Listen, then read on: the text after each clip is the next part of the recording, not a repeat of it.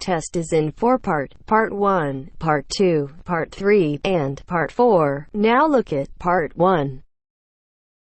Part 1. What have you been up to? I've just been to a tutorial. Weren't you two supposed to attend? Yes, we were.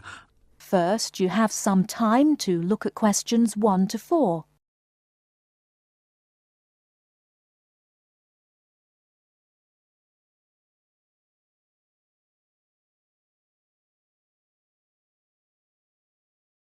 Now we shall begin. You should answer the questions as you listen, because you will not hear the recording a second time. Listen carefully and answer questions 1 to 4. Hi there, Sang-min. What have you been up to? I've just been to a tutorial.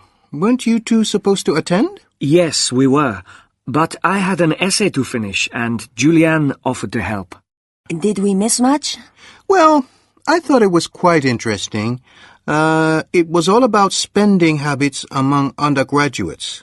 It was based on recent research done by a PhD student studying behavioral psychology. Oh, yes. I remember being interviewed by him about what I usually spend my money on. And what did you say? Well, most of my money, probably around 75%, goes on basic living. Paying rent, food costs, and of course, university fees. I'm the same, except my food bill is higher. We are all in the same boat here. Virtually all my money goes on that too, but I also spend a lot of money on textbooks, between 100 and 120 pounds a month, usually more. Realistically, it's closer to 150 pounds. That explains why you get such good marks. Another aspect of the interview was students' use of credit cards, with a particular focus on how students manage these. In my case, not very well. I always end up spending more than I plan to. It's too easy to use. Surely that must be the point, that students are given credit cards too easily before they've learned how to use them. And the number of credit cards some students get, it's frightening. The average is about 3 cards. Not only cards. Students need to learn how to manage money too. And this is what the interviews meant to find out. By comparing and contrasting all the data, the root causes of student spending could be highlighted. And the effects this has on students, I'd imagine, would be more negative than positive. Perhaps, but this was the other part of what the student was trying to achieve. You also need to study the effects to find answers.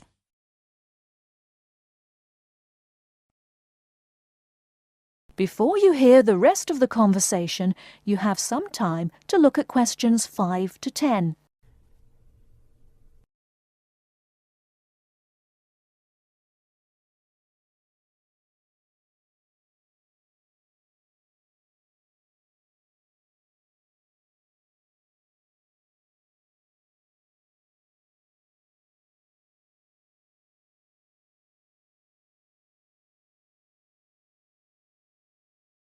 Now listen and answer questions 5 to 10. But I think it all goes back to how we were taught to manage money when we were children. That's true. Our behavior now is closely related to the childhood environment and what we learned from that. But how far back should we go? When do children really begin forming an understanding of what money means? I've read that children between 3 and 5 can understand what's right and wrong. That's when they can learn concepts like sharing. At the age of 6, most children can understand the value of money. This suggests that if parents offered practical advice to their children at an early age, it could have a very positive impact on their spending habits in later life. It basically comes down to 3 areas.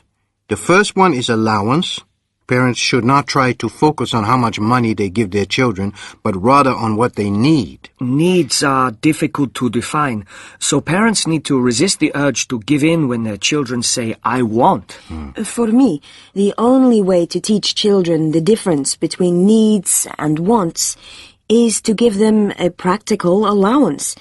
If my parents had not done that for me when I was younger, I don't think I would be able to handle the money they give me now. True.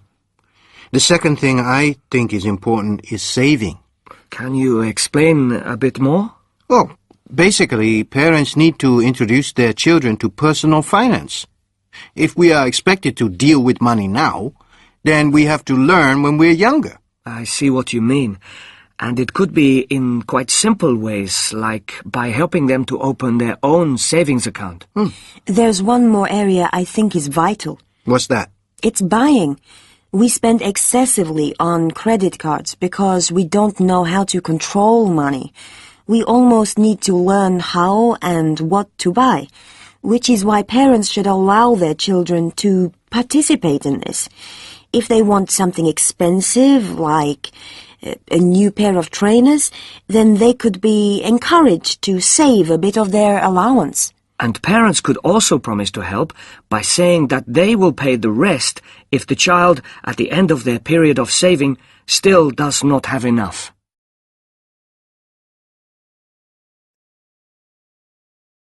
That is the end of part 1. You now have half a minute to check your answers.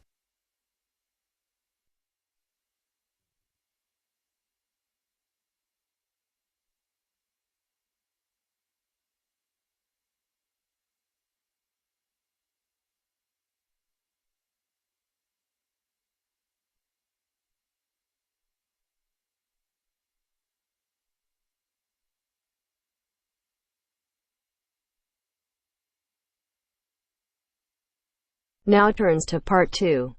Part 2. You will hear a male student talking to a union representative about placing an advertisement to sell a laptop. First, you have some time to look at questions 11 to 15.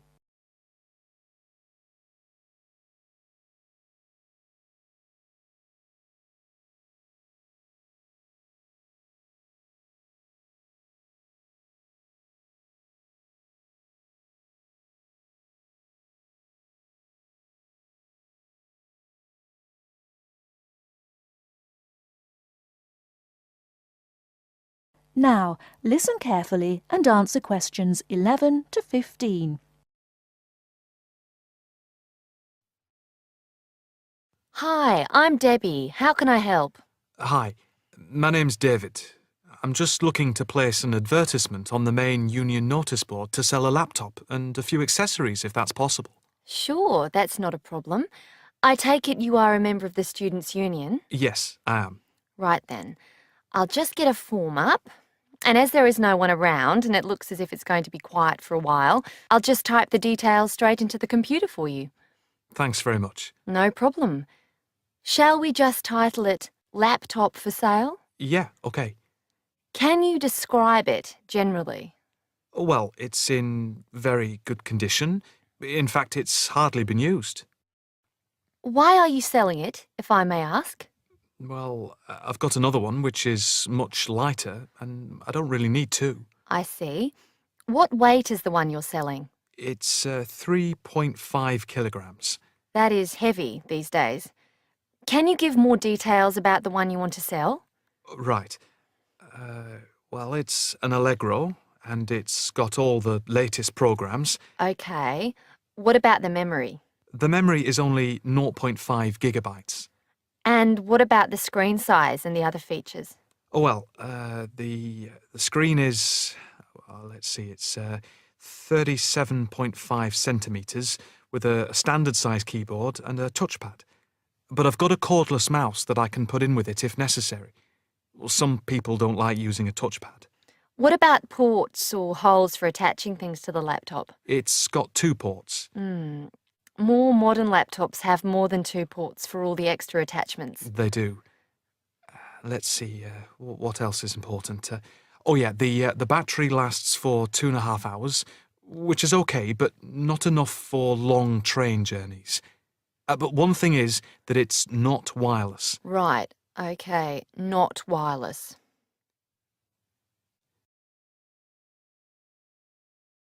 Before you hear the rest of the talk, you have some time to look at questions 16 to 20.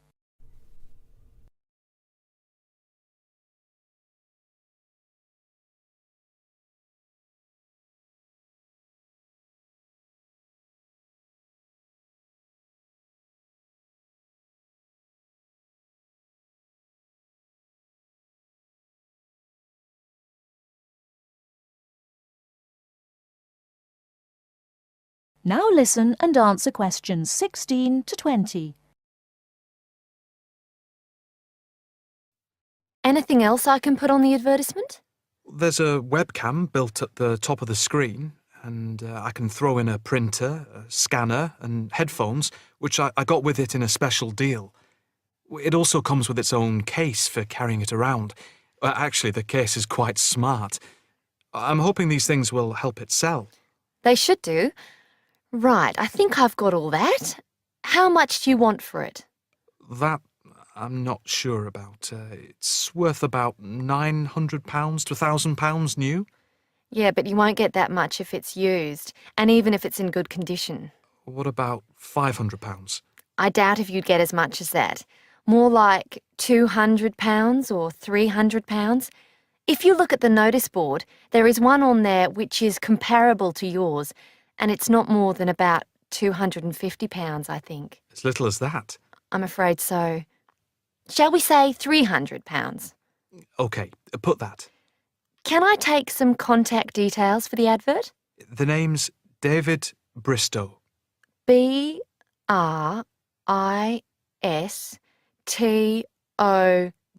Yes, that's it. And a mobile or email? Both, if you want. It's DIB_7791@hotmail.com. OK, and the mobile? That's 09875 423387. That's it. If you send the picture, I'll add it and print it out and stick it up for you. OK, I can get that to you today. Right, I'll type in here, advert placed the 22nd of October. Fine. And good luck with the sale. Thanks. That is the end of part 2. You now have half a minute to check your answers.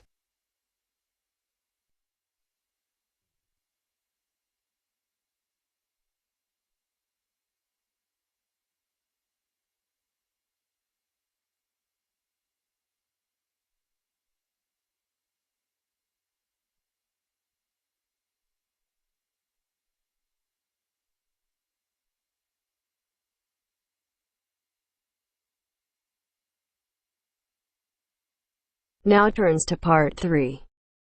Part 3. And welcome to this morning's lecture on transport. First, you have some time to look at questions 21 to 25.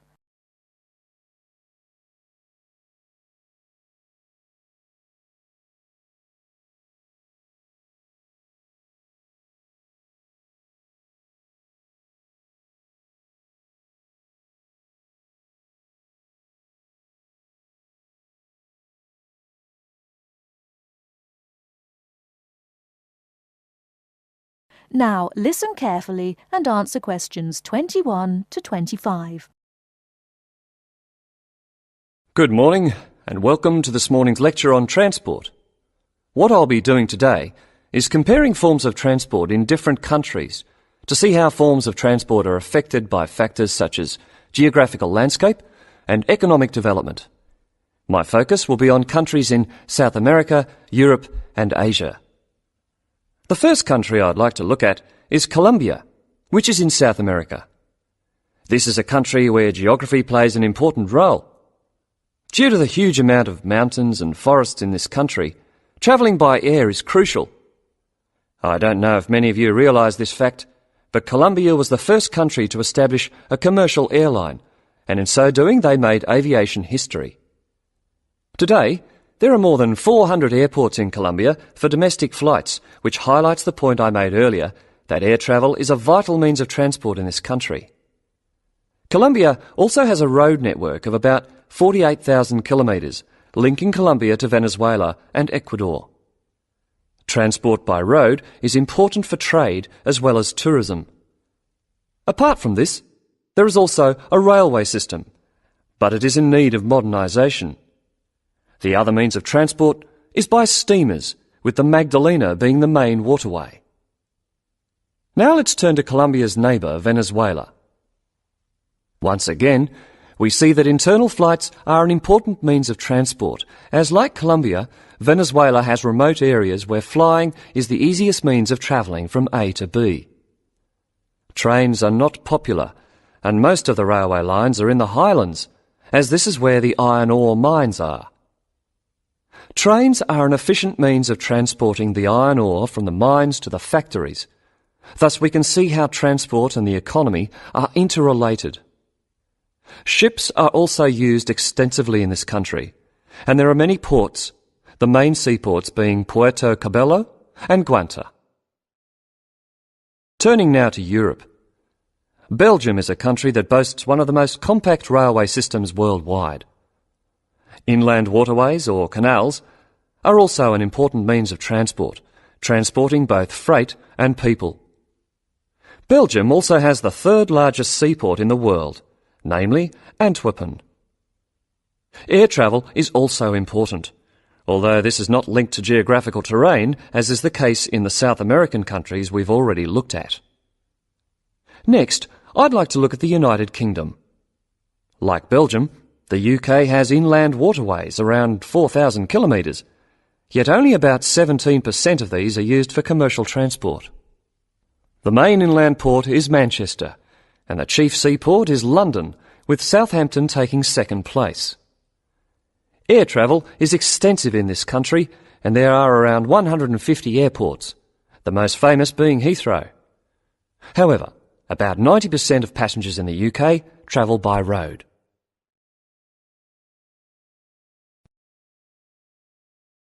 Before you hear the rest of the talk, you have some time to look at questions 26 to 30.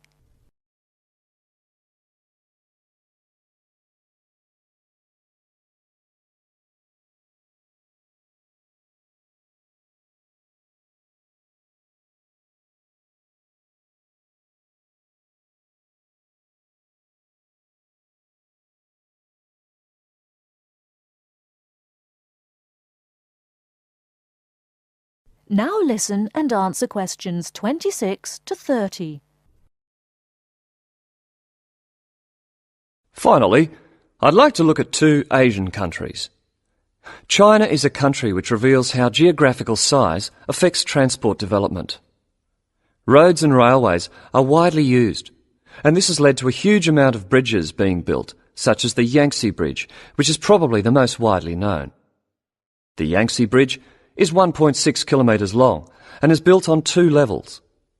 The upper tier is for cars and pedestrians, while the lower is for trains. Railways are especially important, and over 80% of freight and passengers are transported by rail. With such a high proportion of people using trains, it is not surprising that governments in countries like China are prepared to invest in the railway system. Obviously, a fast and effective train service will encourage businesses and the general public to continue using it. The last country I'm going to mention is Japan, which has one of the most advanced transport systems in the world. The railway system is highly developed, and the Tokaido Railway, connecting Tokyo and Osaka, has trains that can travel up to 250 kilometres per hour. Ships are also a vital means of transport in both international and domestic areas. To summarise, we can see that transport varies throughout the world, yet the importance of transport networks, be they air, sea, rail or road, cannot be underestimated. That is the end of part 3. You now have half a minute to check your answers.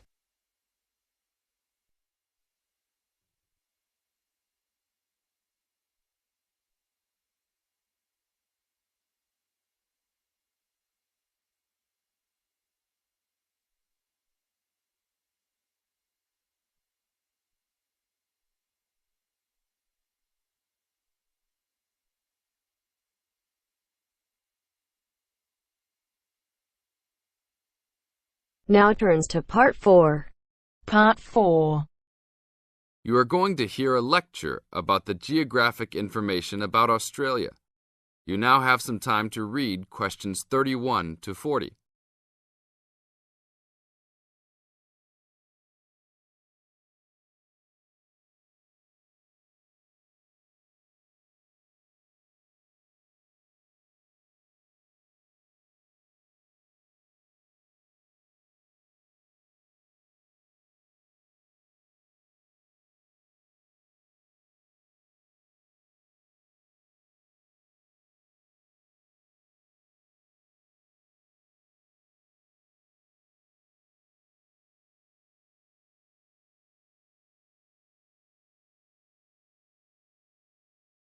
Now listen to the lecture and answer questions 31 to 40 by choosing the best answers from the choices. Good morning, everybody. We'll continue to look at Australia, and today look at one of its greatest natural challenges, water for the agricultural sector. As the only nation to occupy an entire continent, Australia has a unique environment, with much of it very flat and dry. One notable feature of the Australian continent is that it is the lowest of the continents. The average elevation is less than 300 metres, compared with the world's mean of 700 metres, and its highest mountain is only 2,228 metres, so it is overall a very flat country. It is also dry. In fact, Australia is the driest, after Antarctica, of the continents. Yet Australia has extremes of climate and topography. There are rainforests and vast plains in the north, snowfields in the southeast, deserts in the centre, and fertile croplands in the east, south, and southwest.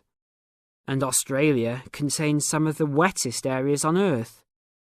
In western Tasmania and on the northern Queensland coast, but half of the continent has an annual rainfall of less than 300 millimetres each year, and only 20% has more than 600 millimetres each year. A major problem is that the limited water resources do not match up with where water is consumed. The major water resources are in northern Australia and Tasmania, whereas most of the agriculture and people are in southeastern mainland Australia. The agricultural sector is the largest consumer of both self-extracted and main-supplied water, using over 70% of total net water consumption. Electricity and gas supply and water, sewerage and drainage services use notable amounts of self-extracted water. However, net consumption in the household sector is the lowest, just 8% of total net water used. Australia's water use increased by 25% over the decade between the mid-1980s and mid-1990s. Much of this increase was due to irrigated agriculture, which, as noted earlier, accounts for over 70% of national water demand. Since the mid-1990s, the growth and profitability of irrigated agriculture has outstripped the dryland agriculture sector. Irrigated commodities contributed almost a third of total farm exports in the mid-1990s. The results of a special government report in 2000 showed that if today's water use arrangements continue, the water needs of the rural industries will outstrip water availability by about 2020. Irrigated agriculture, Australia's major water-using sector, would be seriously affected by the shortfall. And although groundwater underlies large areas of Australia, it accounts for only 4% of water use. So, clearly, apart from water for households, which mainly comes from dams or rivers, It is the rural sector where efforts towards water conservation are particularly directed. In this sector, the largest consumers of water are the meat and wool industries. One of the major problems in considering sustainable agriculture is the large amounts of irrigated water used to produce these products. Some of the crops, such as wheat, maize, and soybeans, also use a lot of water. Furthermore, many crops are grown in dry areas, where up to half the available water evaporates from the soil surface or seeps down too low into the ground for the plant roots to reach it. Well, that's all we have time for this morning. You will be able to do further study on this topic in the library, and I have a handout here with references for those who want to come out to the front to collect it. Next week, we'll look at outback farming and... That is the end of part 4. You now have half a minute to check your answers.